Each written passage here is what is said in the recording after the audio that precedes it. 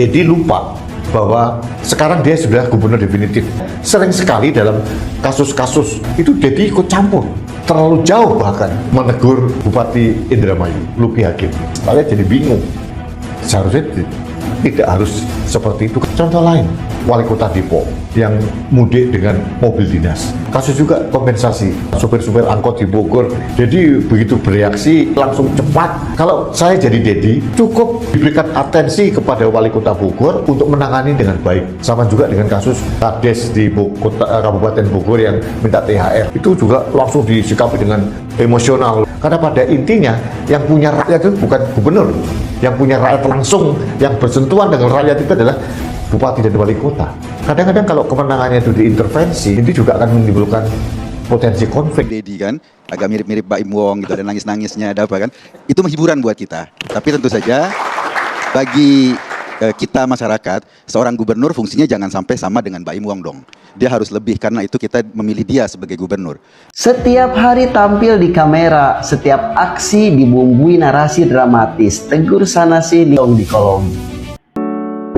Saat ini, saya mau minta maaf. Saya tidak memposisikan diri gubernur, bukan? Saya memposisikan diri saya aja. Pada siapa? Pada orang Jawa Barat. Semuanya. Pada siapa? Pada orang-orang Jawa Barat yang hari ini pegang kekuasaan. Baik di eksekutif maupun legislatif. Pada Pak Sekda, pada para kepala dinas, pada Pak Bupati, Ibu Bupati, Wali Kota, semuanya. Kenapa kita ini orang Sunda, Pak? Kita ini orang Jawa Barat. Kita ingin tanah kelahiran kita, tanah di mana kita hidup, tanah di mana kita besar, itu memiliki nilai, dihormati. Penduduknya 50 juta, alamnya hebat, manusianya luar biasa. Mari kita cintai, mari kita sayangi, mari kita perlakukan ini tanah Sunda sebagaimana kita menghormati ibu kita. Karena apa? Karena tanah Sunda itu disebutnya Sunan Ambu. Bahasa Nusantara, Ibu Pertiwi. Karena Sunan Ambu, kalau kita ingin mendapat kemuliaan, kalau kita ingin mendapat keberkahan, kalau kita ingin mendapat manfaat dalam hidup dan melahirkan kesejahteraan, caranya cuma satu: muliakan tanahnya, muliakan airnya, muliakan anginnya, muliakan mataharinya, muliakan dia, perlakukan dia seperti kita menghormati ibu kandung kita. Karena ibu kandung kita yang sejati itu adalah ada ibu kandung yang sudah terisi roh bernama Umi atau ibu, tetapi ada ibu yang belum ada rohnya, tapi rohnya adalah roh kesemestaan, yaitu alam ini. Dan saya ini meyakini betul nggak akan makmur ini negara, nggak akan makmur ini rakyat, nggak akan makmur ini Jawa Barat kalau tanahnya tidak dimuliakan, kalau tanahnya disakiti, kalau tanahnya dirusak. Nggak akan pernah.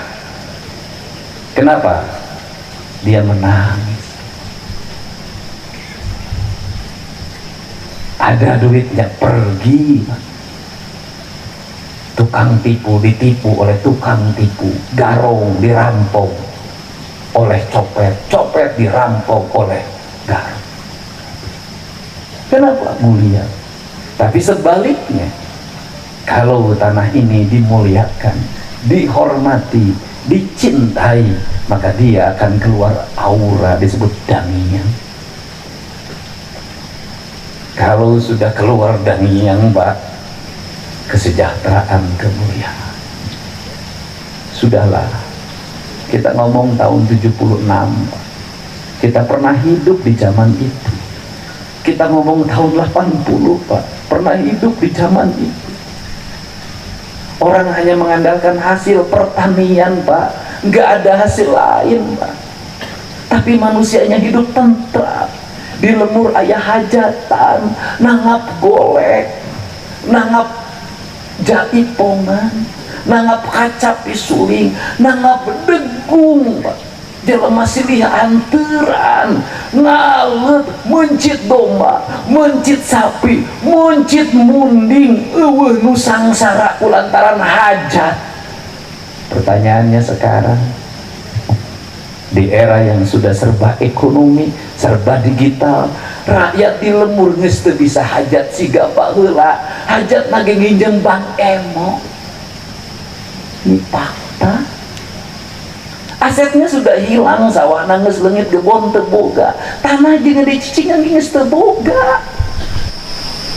Kenapa ini terjadi? Jati kasilih kujunti leungit ciri ilang cara nu aya ukur bugangna. Naon hartina lamun daek hiji lemur geus leungit eruh hirupna, leungit jati kusilih kujunti leungit ciri ilang cara nu aya ukur riwah Pak juri. Saya ngomong ilmiah. Kalau kita ingin leluhur kita tetap ada di tanah Sunda ini, maka daerahnya tidak boleh terlalu berubah dengan gaya baru. Dia harus tetap, pohonnya harus ada, bambunya harus ada, aliran sungainya harus tetap, batu-batuannya harus tetap, semuanya. Beluntuk rumah pun nggak boleh berubah. Kenapa? Akin ini orang ayah muamang tetap di lamun akin ini orang tetap didinya, saya termasuk orang yang meyakini betul ruh-ruh yang sudah meninggalkan raganya, dia tetap ada dalam kisah alam yang berbeda. Kalau kata Pak Habibie, Ainun ada di mana? Ainun ada di alam yang berbeda, tetapi tetap ada. Kalau dia tetap ada, maka kita harus mengikatkan dengan leluhur kita dengan baik. Agar apa? Agar hidupnya ada panduannya. Pesawat harus ada panduannya, mobil harus ada panduannya. Tanpa sopir hari ini di Cina sudah bisa jemput barang-barang kirim karena ada panduannya. Kita ini sudah kehilangan garis panduannya pada leluhur kita. Karena garis panduannya hilang, kita mencari panduan yang baru. Nggak ketemu panduan yang baru, kita tertipu oleh panduan-panduan palsu. Akibatnya apa? Arah kebijakan pembangunan tidak terarah, tidak jelas, tidak punya identitas, kurang terus, nggak ada ruhnya, hilang dangiangnya. Sedangkan bangsa lain, Tiongkok dengan panduan leluhurnya berdiri menjadi negara yang kokoh. Tradisionalisme, modernisme menjadi satu kesatu. Edan. Jepang tetap dalam panduan Shinto-nya, garis leluhurnya, tradisinya, bentuknya tidak berubah sampai hari ini. Korea Selatan juga hampir sama. Korea Utara dengan kekukuhan ideologi komunismenya, tetapi menjadi disigani. Arab dengan panduan leluhurnya, dia berjalan dalam karakter kebudayaan leluhurnya. Sampai hari ini bajunya tidak berubah, makanannya tidak berubah, bahasanya tidak berubah, tulisan di negaranya tidak berubah. Pertanyaannya adalah Indonesia apa? Kalau ditanya Indonesia, yang paling dekat, yang paling cepat berubahnya seperti tanpa arah adalah Jawa Barat. Itu apa? Mau kemana engkau pergi? Mau dibawa kemana? Hilang panduan. Berpuluh-puluh tahun seperti pergi tanpa kendali. Kemudian hari ini mohon maaf, saya pergi kemanapun tidak pernah didampingi wartawan. Saya jarang sekali doorstop. Saya tidak pernah nyuruh Dinas Informasi Komunikasi bikin rilis. Anggarannya juga turun drastis. Kerjasama media dari 49 tinggal 3 miliar, setara dengan kabupaten kota. Pertanyaannya adalah, apakah Jawa Barat hari ini brandingnya buruk? Apakah Jawa Barat hari ini stigmanya negatif? Apakah Jawa Barat hari ini kehilangan trending topiknya? Tidak. Tanpa biaya, tanpa konsultan, tanpa pemandu, dipandu oleh apa? Oleh semesta. Yang digerakkan siapa? Seluruh penghuni bumi berkomentar, berbicara apa adanya, dan saya akan tetap menampilkan apa adanya. Saya nggak berpikir ke depan apa. Saya hanya ingin berpikir 5 tahun ini mimpi saya harus terwujud di tanah yang begitu aku cinta. Untuk itu mohon maaf pada semua birokrasi legislatif, Anda hari ini hanya satu yang saya minta, yakinilah bahwa kita berjalan bersama dalam panduan rasa dan cinta terhadap tanah, air leluhur kita ini, dan kita akan bersama-sama berjalan bersama semesta. Sudah, Allah itu memberikan petunjuk lewat semesta. Sudahlah, Allah ini memberikan petunjuk pada semesta. Semesta itu bisa diterjemahkan lewat BMKG, tapi kan semuanya lewat semesta. Tanda-tanda ini semesta. Bupati Pangandaran bertemu saya, bareng dengan saya, yakinilah semuanya selesai. Seluruh masalah yang kita hadapi, yakinilah selesai. Kenapa? Kita punya ibu. Kalau saya sih rumusan hidup saya, ada masalah seberat apapun, saya tinggal duduk di depan makam ibu saya, selesai. Nah, untuk itu nggak ada itu. Dan kemudian jangan ada dalam pikiran kita, wah, itu mungkin nggak laksanakan, dan saya mah pegawai. Enggak, sudah yakin nanti juga akan berjalan menuju puncak kejayaan, puncak kemakmuran, puncaknya. Dan kita ini ingin melihat orang Jawa Barat itu bahagia. Bukankah hari ini kita sudah merasakan? Dulu orang bayar pajak mukanya busem bertengkar dengan petugas. Hari ini orang ngantri bayar pajak sambil penuh dengan kebahagiaan, dengan sebuah harapan. Bapak aing semayar pajak, engke isukan jalan kudu alusnya. Sudah, kita ini tinggal mewujudkan besok jalan kudu alus sudah. Karena ini tidak boleh dihianati lagi. Ini uang sudah kita pakai jalan sih. Sudah, rakyat bergembira. Bapak sok disamsak, dipatenda. Pernah Anda mengalami sebuah peristiwa seperti hari ini? Nggak pernah. Bahagia apa? Ngantri 2 kilometer ngantri berjam-jam, ada yang 6 jam bayar pajak. Bahagia. Siapa yang menggerakkan itu? Semesta. Siapa yang nyuruh? Allah. Kemudian melalui apa dia bisa ditergerak? Doa induk. Sudah, ini. Jadi saya ngumpul di sini, bicara di sini, barang di sini. Saya sutradara, merangkap produser, merangkap pelaksana. Saya kan tidak minta Pasekda untuk difasilitasi.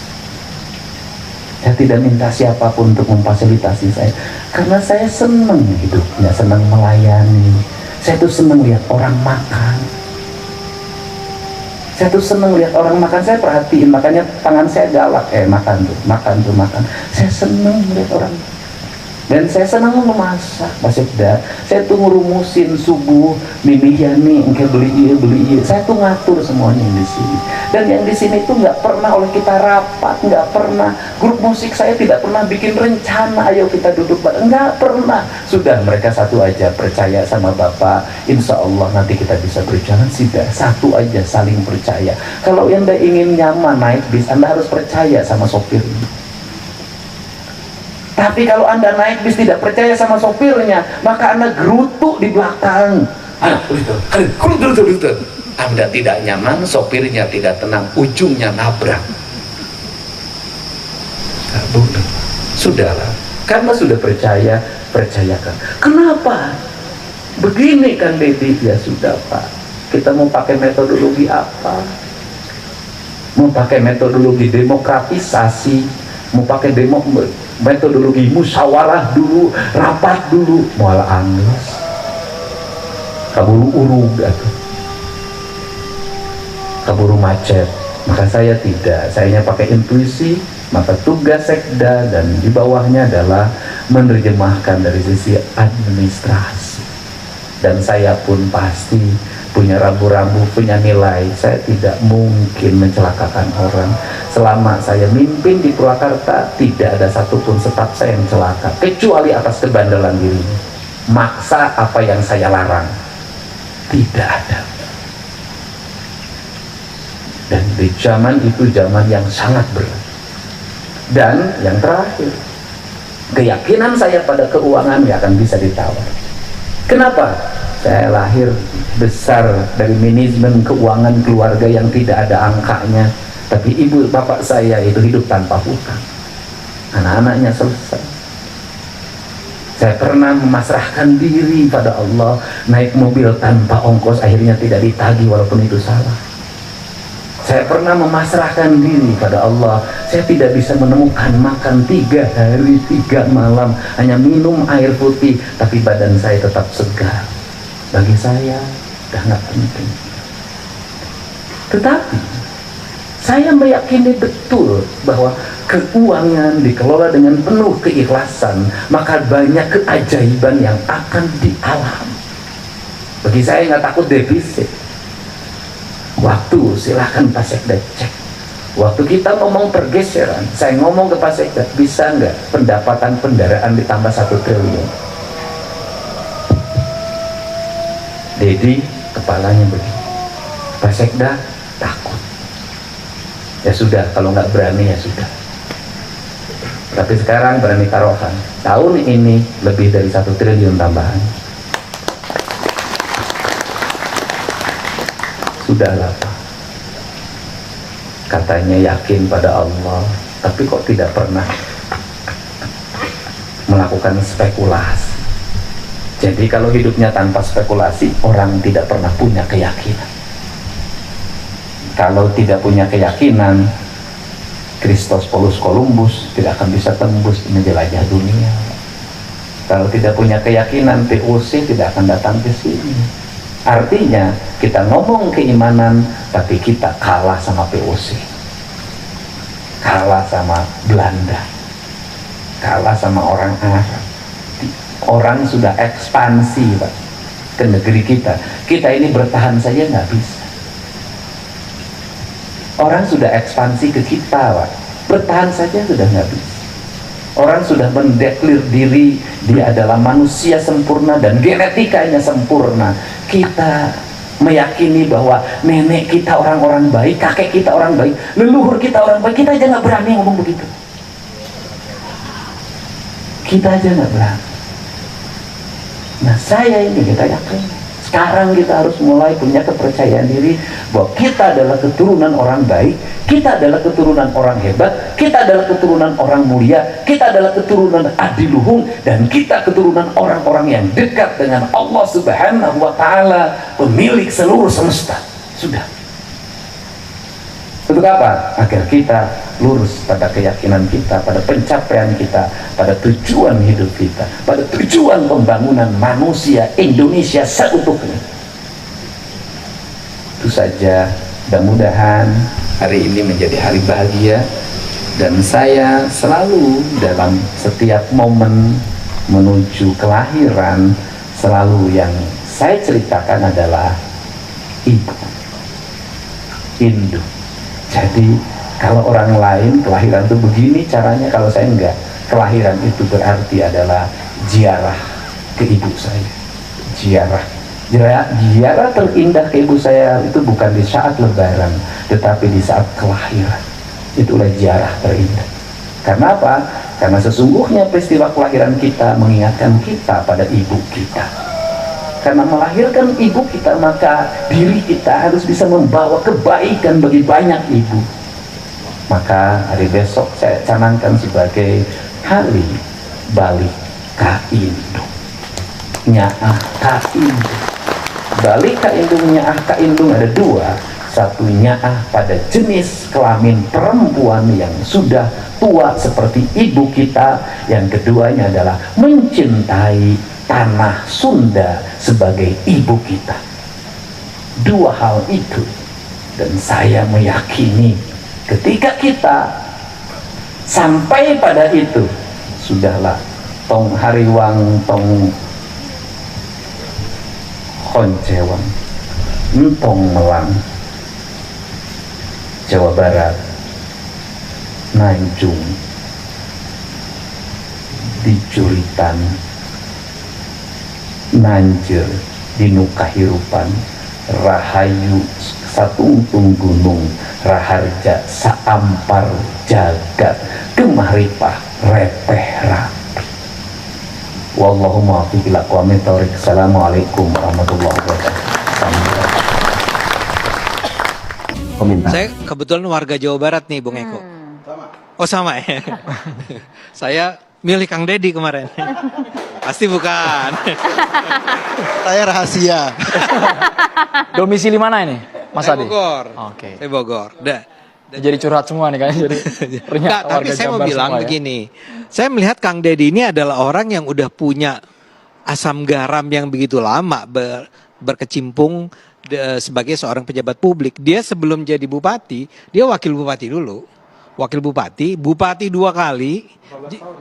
15 tahun jadi anggota DPR, sekarang menjadi gubernur.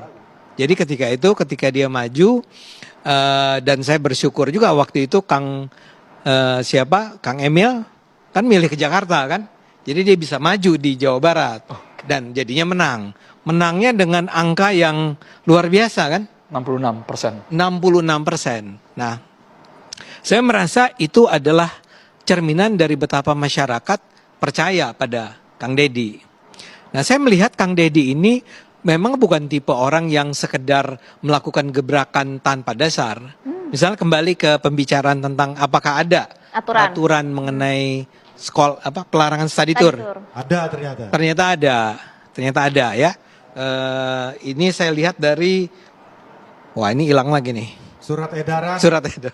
nomor 64 garis miring PK 01 Kesra tentang study tour pada satuan pendidikan yang ditandatangani oleh pejabat atau PJ Gubernur Jawa Barat B. Mahmudin tertanggal 8 Mei 2024. Jadi sebelum tindakan eksekusi yang dilakukan terhadap Kang Deddy Mulyadi, ya kan sudah ada aturannya. Sudah ada. Jadi ya gimana Kang Tony? ya. Bisa ditarik ini lagi? Sabar. Bang Enggak, Endar. Mas Ade belum kelar nih, Mas Ade belum kelar. Sabar. Enggak, saya Mas Ade. Enggak, sekarang kita harus apresiasi ya, Kang Tony itu mempertanyakan ada nggak aturannya ya. Kebetulan dengan cepat bisa ditemukan ada aturannya. Sebagai orang Jawa Barat saya juga ingat bahwa sebetulnya sebelum Kang Deddy jadi gubernur sudah keluar, karena waktu itu kekhawatirannya adalah soal kecelakaan ya. Dan betul Anda katakan lagi ada kaitannya dengan betapa biaya yang dikeluarkan oleh para orang tua. Jadi anyway, saya mau bilang bahwa aturannya ada. Dia tidak sekedar melakukannya tanpa ada dasar rujukan yang jelas.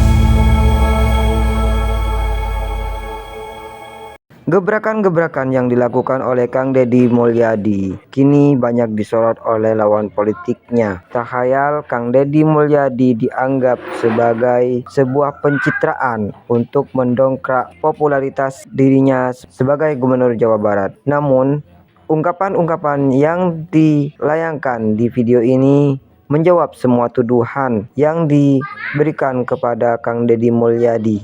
Lantas, bagaimana menurut pendapat teman-teman semua? Silakan lanjut di kolom komentar. Terima kasih selalu support Arman Al-Fatih. Kita jumpa lagi di video selanjutnya. Assalamualaikum warahmatullahi wabarakatuh.